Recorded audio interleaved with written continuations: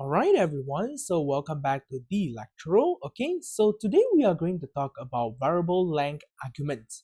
Okay, so first of all, what is actually variable length argument? Okay, so when we talk about parameter, it is always the fixed length. Okay, so when we are doing programming, we always have fixed length of parameter. Means if we specify two parameter, it's going to take in two arguments and so on.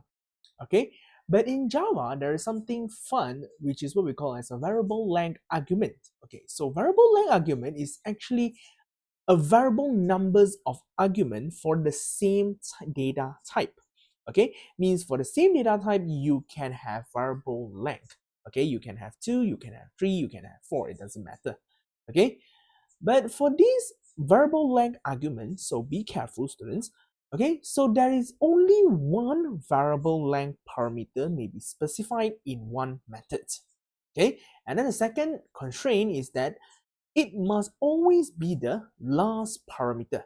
Okay, so these two are the constraints of variable length arguments. Okay, so this is the theory part here. So let's go ahead and have a look at how it looks like in terms of coding. Okay, so we are back to the practical part. So this is our Apple project that we used to create in the previous video. Okay, so let's go ahead and create a Java class. Let's call it demo.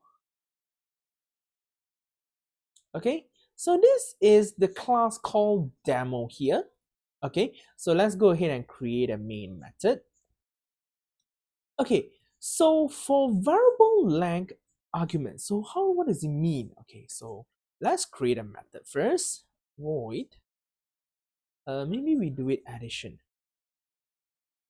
Okay, so this is what it means by variable length arguments. Okay, so normally we will have fixed length of parameter here, so either 2, 3, or 4. But for this, when you're using these three dots here, it means that you're telling the program, hey program, for the parameters here, okay, numbers, it is actually a variable length arguments. Okay, means that you can pass in how many numbers of argument as you wish. You can pass in 3, you can pass in 4, you can pass in 5, it doesn't matter. Okay, so let's do something simple. Okay, so let's just sum up all the value. Okay, so value numbers. Okay, so so let's sum up the numbers. Okay, so let's have another result equals to 0. So let's sum up all the values. Equal to value. Okay, so and then we display the result. Result is result. Okay, so when we invoke this method, so normally how we would do is very simple. We will just simply pass in the variable, okay, or what we call as the argument. Okay, could just simply pass in the argument according to the number of arguments we specified. But for this variable length argument here is slightly special than others.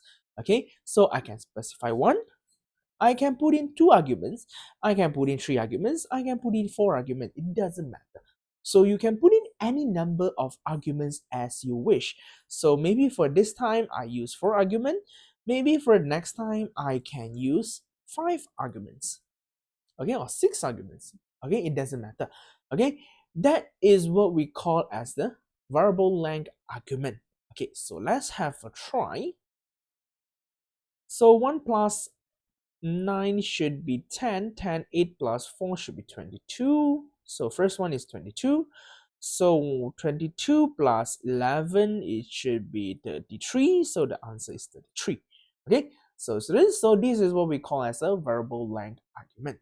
Okay, so if you were to pass in multiple arguments or multiple parameter, you can also do so, but you have the first constraint, which is the variable length argument must always be the last parameter. That is the first constraint.